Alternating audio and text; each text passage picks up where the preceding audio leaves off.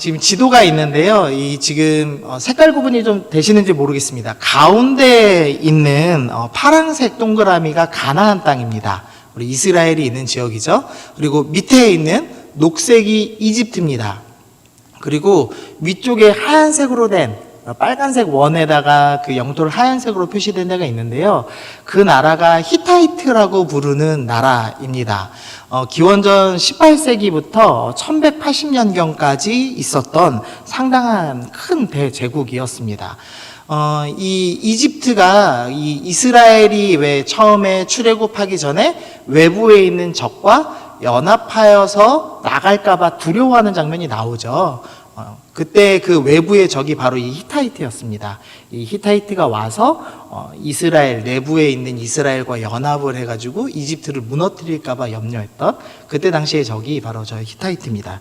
근데 이 히타이트 나라가 종주권 언약이라고 하는 계약을 맺습니다. 그러니까 그 주인된 나라와 그 다음에 부하된 나라라고 할까요? 그 나라가 맺는 종주권 언약이 있습니다. 네, 글씨가 깨지는데요. 혹시 다른 파일 있나 한 번만 더 살펴봐 주시면 좀 감사하겠습니다. 네, 그림 파일로 된 게 있을 건데요. 네, 청년부 예배방에 보시면은 아마 있을 것 같거든요. 네, 만약에 없으면 그냥 틀어주십시오. 예, 히타이트 종주권 조약이라고 있는데 총 6가지의 조약 내용이 적혀 있습니다. 먼저는 서문이 있는데요. 주군이 누구인가? 그러니까 대장이 누구냐? 그러면 히타이트 조약이니까 당연히 대장은 히타이트, 우리나라가 이제 대장이겠죠. 그리고 그 다음에 역사적 서문이라고 부르는 내용이 나옵니다. 그래서 주군과 봉신이 어떤 식으로 관계를 맺었는지 설명이 있습니다. 그래서 주군인 히타이트가 내가 이렇게 너희를 도왔다. 내가 이렇게 너네 전쟁 때 이렇게 도와주고 저렇게 도와줬으니까 너희는 나에게 충성해야 된다는 이 전반적인 내용에 대한 설명이 있습니다. 그리고 세 번째로는 이제 봉신에게 부과되는 의무 조항들이 있습니다. 내가 너네 이렇게 싸워줬으니까 너네는 나한테 어떻게 충성해야 돼? 라는 이제 설명을 합니다. 그래서 1년에 한 번씩은 나한테 찾아와서 인사도 해야 되고, 내가 그 군사들 좀 빼내서 싸우자고 얘기할 때는 같이 나가서 싸우고 이렇게 해줘야 돼. 라는 식의 내용들이 있습니다. 그 다음에 네 번째로는 조약서를 이제 보관을 합니다.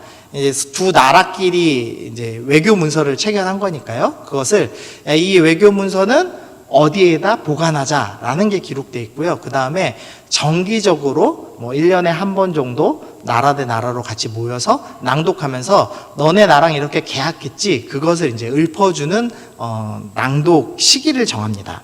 그 다음에 지금 나와 있지 않은데 밑에 그 다음에는 증인들을 기록합니다.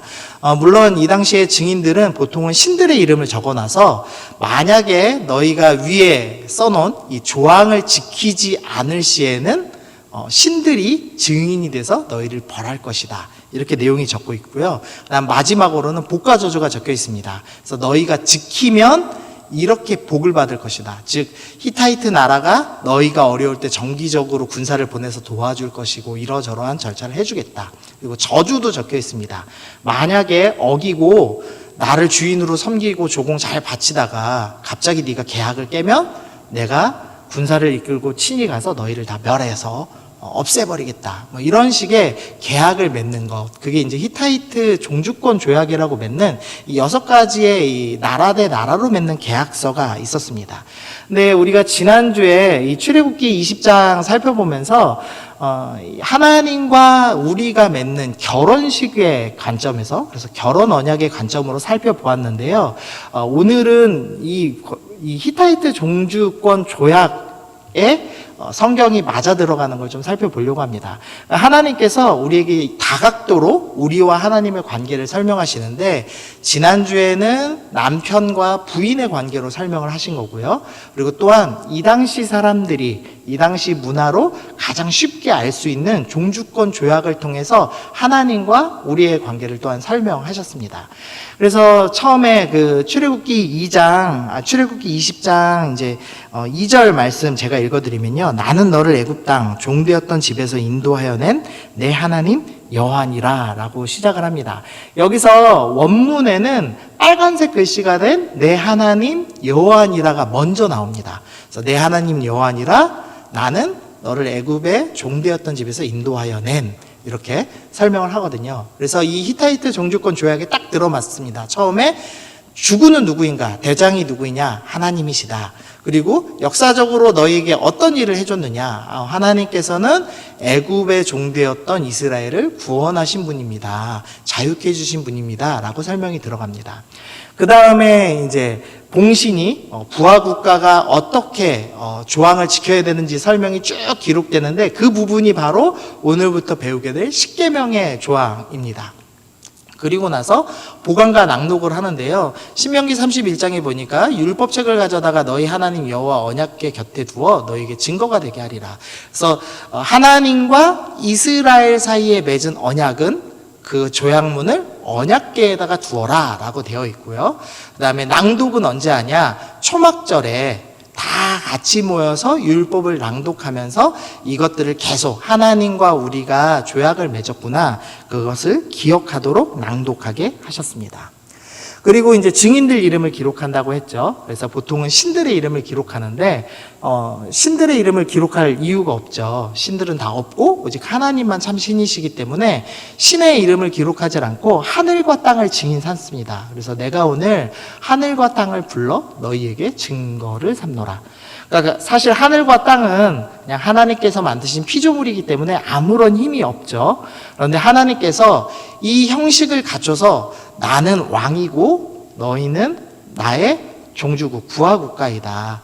내가 너희를 보호하는 주군이다 라는 것을 설명해 주시기 위해서 이 이스라엘 당시 사람들 문화에 맞춰서 지금 설명해 주고 계시는 겁니다. 그래서 증인 대신에 하늘과 땅을 집어넣습니다. 그리고 나서 이제 복과 저주를 기록해 놓으셨습니다. 그래서 레위기 26장에 쭉 내용이 나오는데요. 뭐 예를 들면은 너희가 내 규례와 계명을 준행하면 내가 너희에게 철을 따라 비를 주고 열매를 맺게 하고 원수를 쫓아내고 뭐 이런 식으로 쭉 복을 기록해 놓으셨어요. 또 이후에는 받는 저주를 또 기록해 놓으셨습니다. 그래서 내가 이같이 너희에게 행하리니 곧 내가 너희에게 놀라운 재앙을 내려 폐병과 열병과 눈이 어둡고 생명이 쇠약할 것이요 너희가 파종한 것은 헛되고, 이러면서 쭉 이 저주의 내용들이 율법서에 계속 기록되어 있습니다. 하나님께서 이 출애굽기의 이 스토리가 왕과 부하국가가 맺는 종주국 조약으로 표현하셔서 이 당시 사람들에게 내가 너희의 주인이고 내가 너희를 지키겠다라는 의미로 설명을 해주시는 겁니다. 이 의미 안에서 십계명을 좀 살펴보면은요, 십계명 위에 지금 역사적 서문이 있었죠. 이 서문의 내용은 내가 너희를 어떻게 구원했다 스토리로 기록되어 있었습니다. 십계명이 보통 뭐뭐하지 말아라, 뭐뭐하지 말아라, 뭐뭐하지 말아라 이렇게 써 있다 보니까요, 딱딱하게 느껴집니다. 그리고 이거 안 지키면 구원받지 못할 것 같은 불안한 느낌을 많이 갖습니다. 그런데 이 종주국 조약 순서대로 보면요, 먼저 하나님께서 뭐 하셨죠? 구원을 먼저 하셨습니다. 그리고 나서 십계명이라는 조항이 써져 있습니다. 그러니까 즉 십계명은 지키면 복을 준다라는 개념의 조항이 아니라 이미 구원받은 사람들이 구원해준 종주국, 주군에게 어떻게 감사하는 마음으로 살아갈 것인가를 적어놓은 것이 바로 이 십계명의 조약이라고 할 수 있겠습니다. 다시 한번요. 십계명의 조약은 지키지 않으면 구원받지 못한다의 의미가 아니라 이미 구원해 줬으니 너희가 감사하는 마음으로, 그 은혜에 보은하는 마음으로 이렇게 살아라 라고 주시는 하나님의 은혜의 계명이라고 할 수가 있습니다. 그리고 또 이 히타이트 종주국 조약으로 써놓으신 가장 또 핵심적인 사안은 내가 이 이스라엘을 지키는 주인이다. 내가 종주국이다. 그러니 세상 어떤 나라도 이스라엘에게 함부로 하지 말아라 라는 의미를 드러내시는 의미로 이 히타이트 종주권 조약이라는 당시에 있는 나라와 나라가 맺는 계약서의 양식에 따라서 율법서들을 기록을 해 주신 것을 확인할 수가 있습니다. 그 중에서 이제 오늘 우리는 첫 번째를 좀 보겠습니다. 우리 말씀 다시 한번 읽어보죠. 자, 시작. 네. 1계명이죠. 너는 나 외에 다른 신을 내게 두지 말라. 근데 먼저 다른 신들을 좀 살펴보려고 합니다. 먼저는 좀 이런 말씀이 있어요. 데살로니가전서 5장 22절. 악은 어떤 모양이라도 버리라라는 말씀이 있습니다. 그래서 이 말씀을 생각하시면서 제가 뒤에 질문하는 걸 한번 답해 보십시오. 이거 일본에 있는 고양이 그 상인데요. 집에 아마 있으신 분들도 있을 거예요. 요새 차에 보면은 왜 고양이가 왜 손가락 까딱까딱 하는 그런 거 많이 달고 다니잖아요.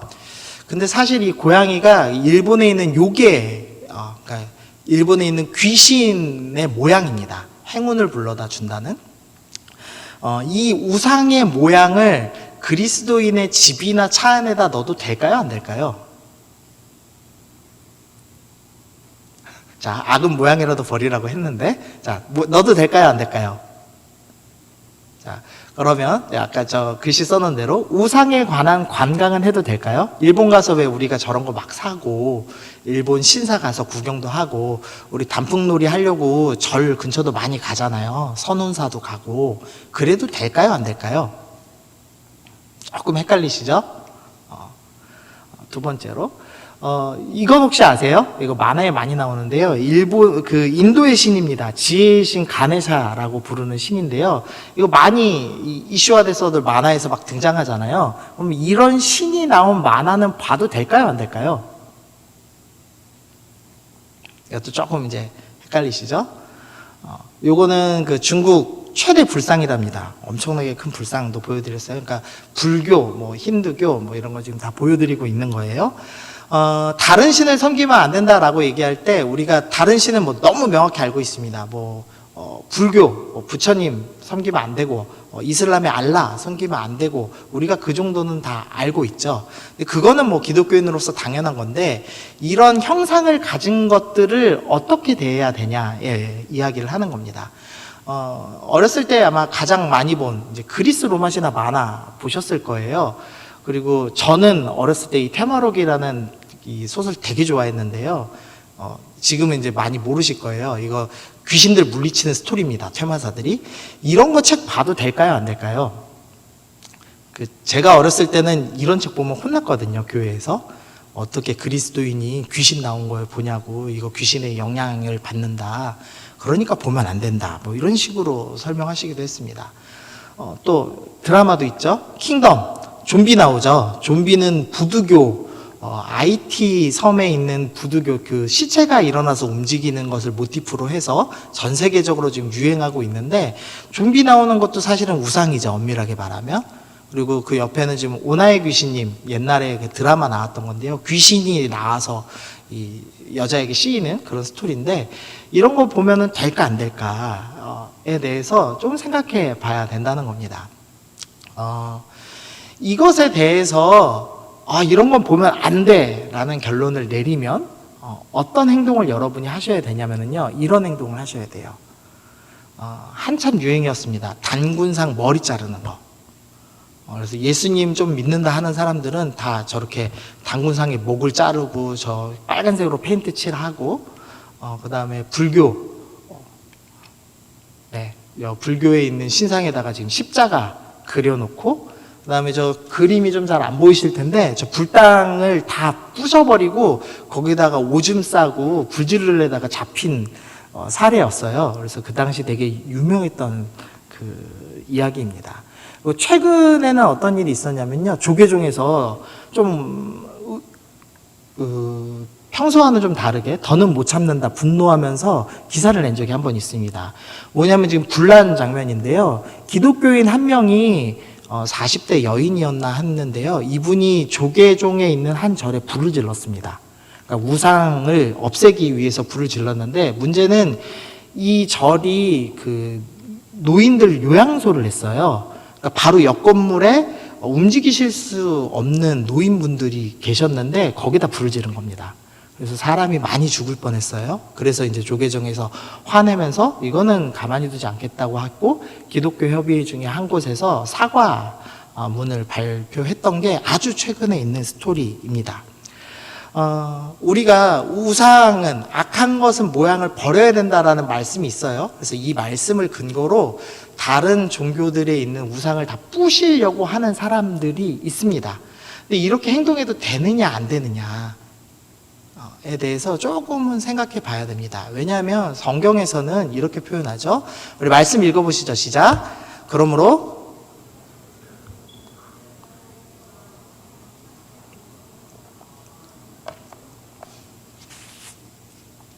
네, 사도 바울 선생님이 이렇게 설명했습니다. 우상의 잼을 먹는 일은 아무것도 아니다. 왜냐하면 우상은 세상에 없는 것이기 때문에. 즉, 이 땅에 신이라는 건 없고 오직 하나님만이 유일하신 신이시다. 그래서 부처도 없고 사실은 알라도 없고 인도에 있는 그 코끼리 신도 없고 일본에 있는 신이라고 생각하는 그 모조리 것들은 다 허상이고 가짜에 불과한 것이다. 그래서 제사 드리고 난 제사 음식을 먹는다고 해서 그 신이 형체가 없는, 실체가 없는 것인데 어떻게 그게 영향력을 미치겠느냐. 그래서 먹는 것 자체는 문제가 되지 않는다라는 내용으로 설명하는 겁니다. 우리가 자꾸 그 우상들을 보면 저거 너무 악한 거니까 파괴해야 돼.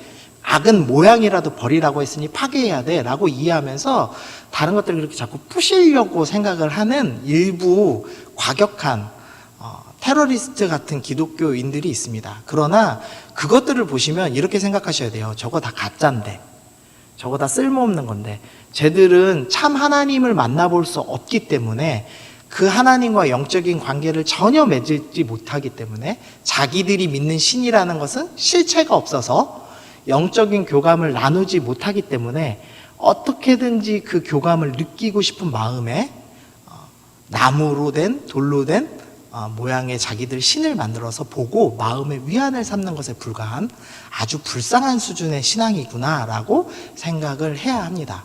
그런데 우리는 그것이 마치 실제로 힘이 있는 어떤 신인 것처럼 이해하고 그것에 목을 자르거나 그것에 대해서 어떤 해코지를 해서 하나님이 승리하셨다라는 것을 자꾸 표현하고 싶은 잘못된 형태의 신앙의 모습을 보이기도 합니다. 네, 우리 중에서는 그런 거 하시는 분 없으시죠? 혹시 오늘 밤에 이렇게 절에 들어가서 테러하실 계획 있고 이런 분 아무도 없으시죠? 예. 요 정도는 아마 정상적인 교회에 다니시는 분들은 그래, 그분들이 좀 이상하지 생각하실 겁니다. 우리의 싸움은 혈과 육이 아니다. 오늘 말씀, 목사님 말씀에도 장가 대접은 겉은 깨끗하나. 그래서 우리가 겉에 보이는 것에 집중하는 것이 아니라 우리가 내면에 있는 것에 집중해야 된다는 겁니다. 근데 이제 요거는 조금 이제 찔리실 거예요. 한번 보세요. 노스트라다무스가 옛날에 예언을 했습니다. 제가 있을 때는 그 1999년에 공포의 대망이 내려와서 이 세상을 끝낸다고 그랬어요. 그래서 1999년에 되게 흉흉했거든요. 그때 행성이 일치되면서 그 행성에서 어떤 에너지가 뿜뿜뿜 뿜어나와서 이제 우주가 멸망한다. 이렇게 예언을 했었습니다. 이거 이제 1999년이 지난 지가 20년이 됐어요. 아무도 안 믿으시죠? 예, 아무도 안 믿는데 되게 재밌는 거는요.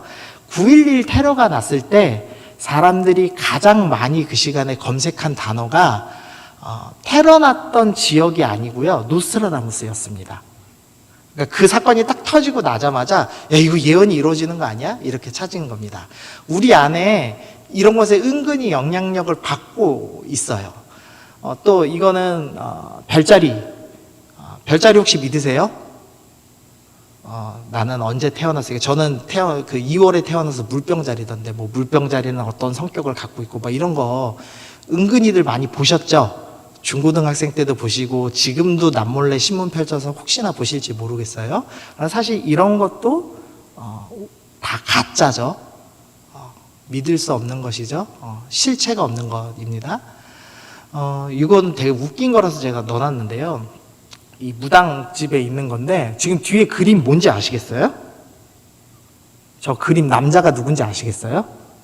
좀 일반적으로 보통 저기에는 장군 옷 입고 있잖아요. 보통 최영 장군이나 단종을 많이 그려놓는데요. 아니면 관우나.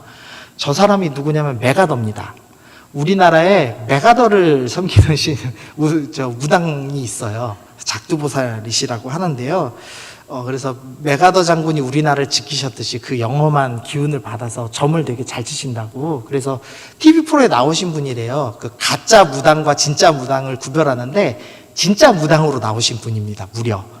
근데 정말 웃긴 거는요. 메가더 장군은 절실한 기독교인이었습니다. 그래서 모든 전쟁을 시작하기 전에 항상 기도로 시작하시고 끝날 때도 기도로 끝내셨고 이 대한민국의 전쟁을 승리한 것도 다 주님께서 하신 일이라고 공식적으로 선언할 만큼 아주 예수님 잘 믿던 분이었습니다. 근데 이렇게 섬기기도 하더라고요. 또 이제 조상 숭배하는 제사도 있죠. 이런 건 어떻게 이해하고 계세요, 혹시? 원래는 이게 지금 뒷부분에 이 노스트라다무스부터 요 제사 문화까지는 본문의 내용과 조금 동떨어지는데 제가 일부러 좀 넣어놓은 겁니다. 왜냐하면 청년들이 처음에 이제 예수님을 믿을 때 은근히 이런 것이 진짜인지 가짜인지 헷갈려 하고요. 조금 영향을 받기도 해서 넣어놓은 겁니다. 일단 조상 한번 생각해 보시죠. 오래된 귀신일수록 힘이 세죠, 보통. 그래서 왜 제 A라는 사람이 있고 B라는 사람이 있는데 A라는 사람의 조상 내 귀신은 100살 먹은 귀신인데 B라는 사람 내 귀신은 200년 된 귀신이면 200년 된 귀신이 더 세다고 가르치잖아요. 맞죠? 보통 그렇게 이해해요. 근데 그렇게 따지면 우리는 다 장군의 조상이잖아요. 장군의 자손이잖아요. 맞죠? 그러니까 그런 유치한 논리로 따지면 야, 나는 장군 할아버지 믿어 이렇게 얘기하면 땡이잖아요. 그러니까 나이가 많다, 그러니까 귀신이 더 오래 묵었다고 힘이 있다 없다로 평가하는 것은 너무 수준 낮은 거라는 거죠. 그리고 또 귀신의 힘을 나눌 때 보통 그런 얘기를 합니다. 한이 많으면 더 센 귀신이라고 표현하죠. 그래서 이제 우리나라에서는 최영 장군, 고려를 마지막까지 지키려고 했다가 이성계한테 배신당해서 그래서 무덤에 풀 한 자락 안 자랐던 한이 아주 많은 최영 장군이나 아니면 왕이 돼야 되는데 삼촌에게 쫓겨난 단종, 그 단종을 보통 이제 신으로 섬기기도 합니다. 근데 좀 바꿔서 생각해 보세요. 왕이 될 뻔하다가 못된 사람이 한이 더 많을까요? 평생 태어나서 노예로 살다가 80살 내내 노예로 부림받다가 죽은 사람이 더 한이 많을까요? 이 노예가 더 많아야 되는 거 아니에요? 근데 누구도 노예를 신으로 섬기는 사람은 없습니다.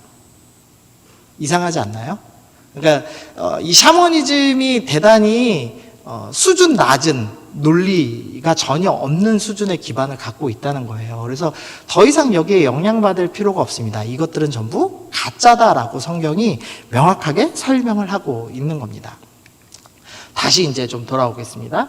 너는 나 외에 다른 신을 두지 말라. 그래서 여기서 지금 다른 신에 대해서 얘기하면서 이것들은 다 가짜다라는 설명을 드린 거예요. 근데 이 계명에 대해서 조금 오해가 있습니다. 뭐냐면 93년도에 그 아버지 부시 대통령이거든요. 미국은 전 세계에서 가장 신앙적인 국가다라고 기독교 방송에서 선언을 하고 아주 박수를 받았습니다. 그리고 미국에서 제1계명, 오늘 배우는 제1계명을 잘 지키고 있습니까? 라고 미국 그리스도인들에게 질문을 했을 때 80%가 맞습니다. 저는 잘 지키고 있습니다. 라고 대답을 했습니다. 1계명은 지키기가 대단히 쉬운 계명 중에 하나입니다. 왜냐하면 절에 안 가면 되고 전보로 안 가면 되고 점성술 안 보면 되고 별자리 안 믿으면 되고 조상신한테 제사 안 드리면 그러면 나도 하나님 섬기는 거지 라고 생각하기가 참 쉽기 때문에 그래서 나는 1계명 정도는 지키지. 그래서 보통 살인하지 말라랑 1계명 정도는 다 지킨다고 스스로 생각하고 있다는 겁니다. 그런데 오늘 이 계명의 핵심 포인트는 이겁니다. 너는 나 외에가 더 포인트가 있습니다. 너와 나 사이에 다른 신을 두지 말라는 의미가 더 강하게 있습니다. 그러니까 하나님과 나 사이에 다른 무언가가 끼어 있는 순간 우리는 1계명을 어기는 것이다 라고 성경은 설명하고 있는 겁니다. 이거 뭔지 아세요 혹시? 네, 황소인데요. 이 미국 그 월스트리트 월가에 있는 황소라고 해요. 저도 이거를 그 강남에서 본 것 같은데 저도 이게 똑같은 거 흉내낸 건지는 저도 처음 알았는데요. 찾아봤어요. 이게 왜 황소가 있나? 6월 월가에는 왜 황소상이 있을까? 그래서 매일경제에서 해놨더라고요. 황소는 맹수와 싸울 때 머리에 달린 뿔을 이용해 아래에서 위로 공격해서 이 황소의 아래에서 위로 공격하는 이 성향처럼 주가가 아래에서부터 위로 올라가는 의미로 황소를 이렇게 해놨답니다. 좀 유치하긴 한데, 근데 참 이게 재밌었습니다. 뭐냐면 성경에서 하나님을 믿고 나서 이스라엘 사람들이 가장 처음 섬긴 신이 뭐였죠? 금송아지였습니다. 그런데 미국, 그러니까 청교도들이 세운 나라, 그리고 자기들 스스로 가장 그리스도를 잘 믿는다고 대통령이 자부해서 얘기할 수 있는 나라의 가장 한복판에 뭐가 있냐면 금송아지가 세워져 있습니다. 그러니까 마치 이게 사단이 비웃는 것 같아요. 야, 너네는 다른 신 안 섬긴다고 생각하지? 근데 나는 여전히, 너희는 여전히 다른 신을 섬기고 있어. 봐봐, 너희 나라 가장 한복판에 금송아지가 여전히 서 있잖아. 이렇게 비웃는 의미처럼 세워져 있다는 생각이 들었습니다. 칼빈 선생님이 이런 말씀을 했어요. 인간의 마음은 우상을 끊임없이 만들어내는 공장이다. 그래서 여러분의 마음은 끊임없이 우상들을 만들어내고 있습니다. 어떤 우상을 만들어내고 있냐면 이런 것들을 만들어내고 있는 겁니다. 크게는 성공입니다. 행복한 거, 잘 먹고 잘 사는 거. 근데 어떻게 잘 먹고 잘 사느냐? 나는 돈을 많이 벌어서 잘 먹고 잘 살아야지. 나는 멋진 남자친구, 멋진 여자친구 만나서 평생 행복하게 사는, 성적인 걸로 행복하게 사는 성공을 얻어야지. 어떤 사람은 권력, 내가 마음대로 권력을 부릴 수 있는 성공을 얻어야지, 이렇게 사는 겁니다. 또 밑에 개념도 있어요. 학벌을 중시하는 사람들이 있습니다. 왜? 학벌을 통해서 돈을 얻을 수 있고 권력을 얻을 수 있으니까. 이성 친구를 통해서 성적인 욕망을 채울 수 있으니까. 또 자녀를 중시 여기는 중년들 많습니다. 자녀는 아이를 사랑하는 개념도 있지만 사실은 자녀를 통해서 내가 하지 못했던 성공들, 내가 벌지 못했던 돈, 내가 벌지 못했던 지적인 수준들을 채우고 싶어하는 대리만족의 수준이죠. 또 승진이라는 아주 작은 걸 추구하는 사람들이 있어요. 결국 그것이 돈, 섹스, 권력, 성공으로 이어지는 루트로 이어지죠. 또 주식에 목매다는 사람들도 있습니다. 모두가 다 이 범주 안에 있는 거죠. 여러분은 모두 이런 의미에서 우상 숭배하고 있는 사람일 가능성이 매우 높습니다. 그러니까 하나님과 나 사이에 성공을 끼워 넣는 겁니다. 그래서 하나님 성공하게 해주세요. 하나님만으로 만족하지 못하고 하나님이 이미 날 구원하셨던 사실에 감사하면서 사는 것이 아니라 하나님 구원으로는 부족합니다. 성공하게 해주세요. 하나님 난 돈이 필요합니다. 권력이 필요합니다. 성적인 것이 필요합니다. 이렇게 하나님과 나 사이에 무언가를 끼워 넣고 있는 우상 숭배를 우리가 하고 있다는 겁니다. 그래서 이런 의미에서는 우리 모두는 사실 1계명을 제대로 지키지 못하는 사람들이라고 할 수가 있겠습니다. 이 출애굽기 지금 20장 3절 말씀이 1계명인데요. 2절 말씀입니다. 나는 여호와 나의 하나님이라. 아까 왜 종주국 언약에 맞춰서 지금 원문대로 순서를 바꿔놓은 겁니다. 너를 애굽 땅에서 종 되었던 집에서 인도하여 낸. 하나님이 하신 일 중에서요, 자신 있게 내가 너희한테 뭘 했는지 아니? 라고 설명하시는 최고의 일이 뭐냐면 애굽 땅에서 종 되었던 너희를 구원하였다. 즉 너희를 종이 아니라 자유민이 되게 하였고, 자유민이 돼서 너희 스스로 선택해서 최고의 남편인 나 하나님을 사랑하도록 내가 너희에게 자유를 주었어 라고 말씀하시는 것이 하나님이 여러분에게 표현하는 가장 큰 자랑거리, 내가 해준 제일 큰 일이다 라고 설명합니다. 즉 여러분은 자유민입니다. 누군가의 노예가 되어서는 안 됩니다. 그것이 하나님이 원하시는 최고의 가치 중 하나거든요. 그런데 우리는 아까 이야기했던 대표적인 그 성공이라는 단어 하나로 정해내릴 수 있는 그 무언가에 사로잡혀서 스스로 종이 된 채로 살고 있습니다. 그래서 성공하기 위해서 어떤 일을 행하죠. 즉 나의 우상이 시키는 대로 내가 무언가를 하는 노예의 삶을 여전히 살고 있더라는 겁니다. 하나님은 우리를 자유민으로 부르셨는데, 자유케 하셨는데 우리는 스스로 종된 삶을 살고 있더라. 그래서 노예가 아닌 자유민으로 어떻게 사랑할 것인가에 대해서 우리가 생각해 봐야 되고 고민해야 되고 치열하게 싸워야 합니다. 성경에서는 이제 크게 두 가지만 짧게 설명을 드릴게요. 이 출애굽기 20장 2절 3절에서는 부정문으로 설명을 하고 계세요. 나는 내 하나님 여호와니라. 너는 나 외에 다른 신을 내게 두지 말라. 다른 신을 내게 두지 말라는 부정문으로 지금 1계명을 설명하고 있는데 우리 신앙의 선배들은 이것을 긍정문으로 바꿔서 이 1계명은 이렇게도 설명이 가능해 라고 성경에 표현을 해놨습니다. 대표적으로 신명기 6장 보면 여호와 오직 유일한 여호와시니, 지금 앞부분이 똑같죠? 나는 너희 하나님이야. 그리고 우리 하나님은 유일한 하나님이야. 하나님을 소개하고 그 다음에 밑에다가 내용을 적어 놓은 겁니다. 여기는 다른 신을 내게 두지 말라가 적혀 있고, 이쪽은 마음을 다하고 뜻을 다하고 힘을 다하여 하나님 여호와를 사랑하라 라는 구절을 넣어놨습니다. 즉 1계명을 긍정적으로, 긍정 명령으로 표현한다면 마음과 힘과 뜻을 다하여 하나님을 사랑하라 라고 표현할 수가 있습니다. 그래서 다른 신을 내게 두지 말라, 그것이 하나님을 사랑하는 표현이라는 겁니다. 1계명을 지키는 가장 쉬운 방법, 100% 하나님을 사랑해라 라고 설명을 하는 겁니다. 100% 사랑하는 방법 뭐가 있을까요? 딱히 이렇게 잘 안 오더라고요. 근데 제가 어제 아주 좋은 예를 봤습니다. 어제 저희 집사람이랑 저랑 오늘 결혼기념일이거든요. 근데 주일이라서 뭐 이렇게 바빠서 잘 못 먹을 것 같아서 어제 이제 음식을 시켜 먹기로 했어요. 그런데 저희 집사람이 보쌈이 먹고 싶었습니다. 그래서 이제 보쌈을 시키려고 했는데 저랑 저희 집사람이 통화하는 걸 저희 딸 서연이가 들었어요. 듣더니 갑자기 안 돼, 난 피자 먹을 거야 소리 지르면서 막 운 거예요. 분명히 저희가 지금 음식을 시켜 먹는 이유는 저랑 저희 집사람이 결혼해서 그것을 기념하는 날이에요. 그러면은 누가 먹고 싶은 걸 먹어야 되죠? 저랑 저희 집사람이 먹고 싶은 걸 먹어야 됩니다. 근데 어제 저희 집에 뭘 시켰을까요? 그렇죠, 피자 나라 치킨 공주를 시켰습니다. 그래서 저희 집사람이 나는 보쌈이 먹고 싶은데 계속 그 말하면서 먹었거든요. 무슨 생각을 했냐면 내가 좋아하는 것과 하나님이 좋아하는 게 있어요. 두 개가 똑같은 방향이면 너무 좋은데 때로는 방향이 안 맞을 때가 있어요. 그래서 내가 좋아하는 걸 하면 하나님이 좋아하시는 걸 할 수 없고, 하나님이 좋아하는 걸 하면 내가 좋아하는 걸 할 수 없는 순간이 옵니다. 제가 자주 예를 들지만 저는 축구를 좋아합니다.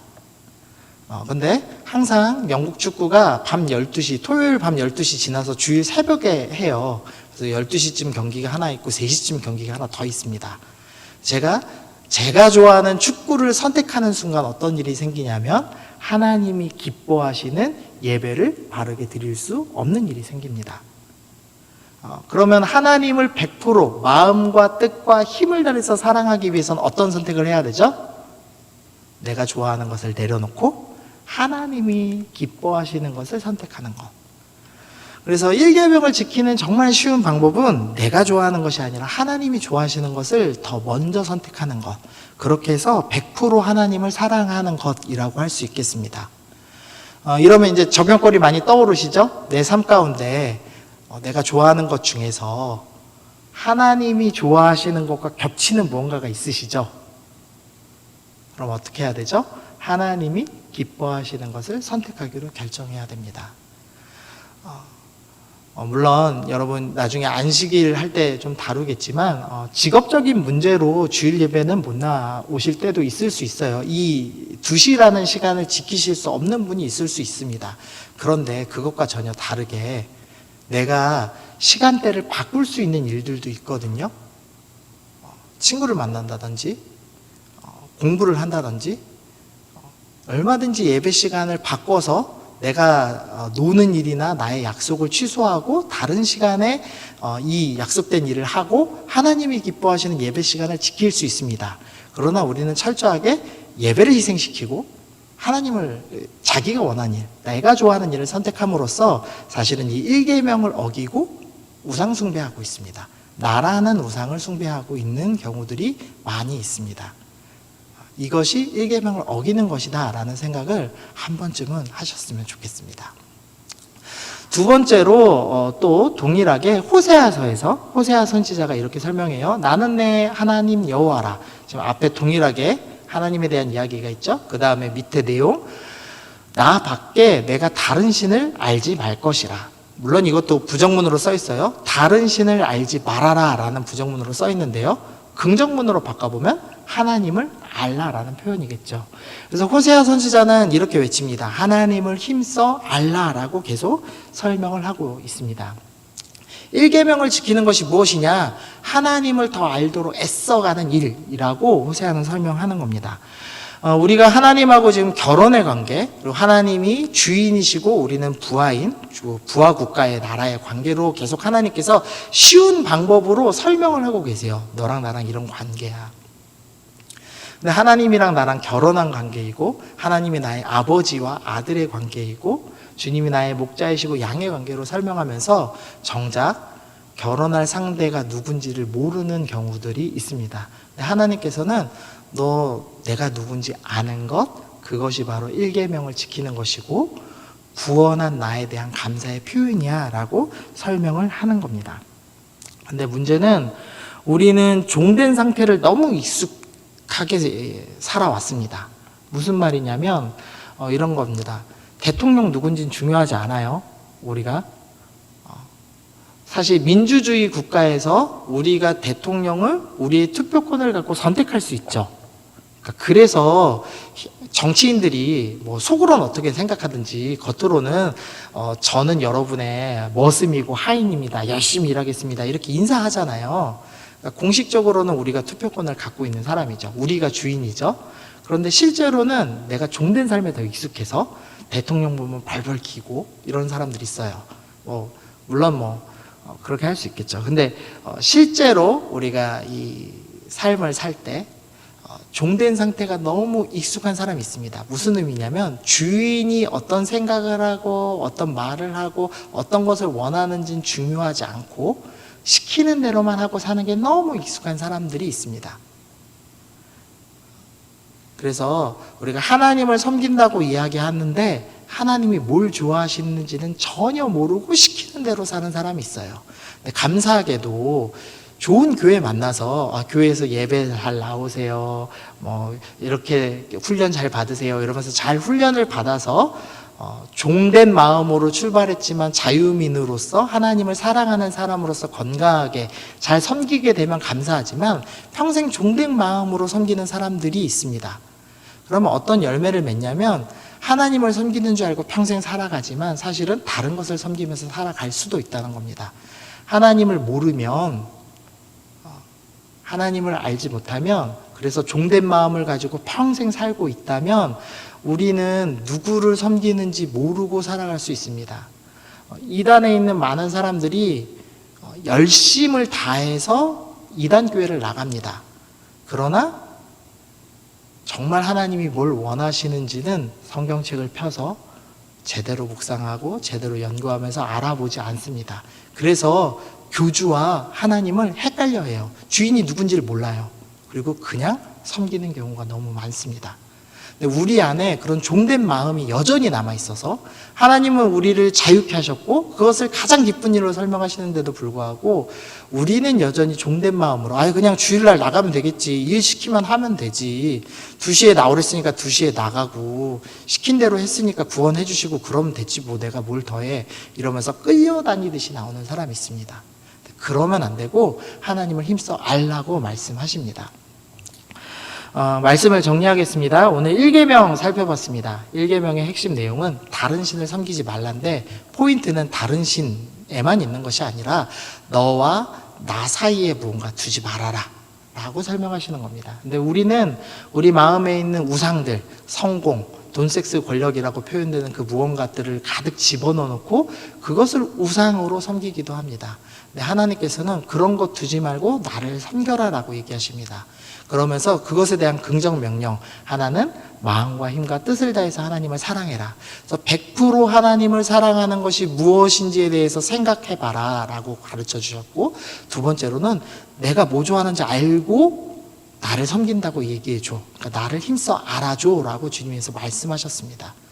그래서 이 1계명을 제대로 지킨다면 여러분은 오늘부터 성경을 펴서 말씀을 읽으셔야 합니다. 여러분이 하나님을 제대로 믿고 1계명부터 지키는 사람이 되기로 결정하신다면 성경을 읽고 묵상하여 주님을 알아가는 일을 시작하셔야 됩니다.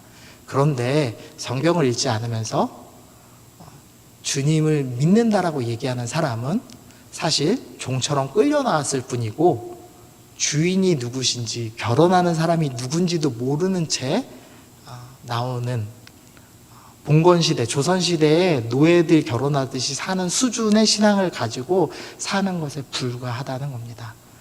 여러분이 제가 원하기는 여러분들이 하나님의 그 뜻에 따라서 힘써 주님을 알아가고 100% 주님을 알아가고 100% 주님을 사랑하기로 결정하시면서 내 스스로 나의 신랑이신 주님을 알아가고 사랑하기로 결정하시면서 그렇게 일계명을 지켜가시는 여러분 되시기를 바랍니다. 네, 그런 마음으로 오늘 그 적용 찬양 준비했습니다. 우리 주 앞에 엎드려 라는 찬양 준비했는데요. 우리 함께 찬양하시면서 오늘 적용하고 기도하도록 하겠습니다.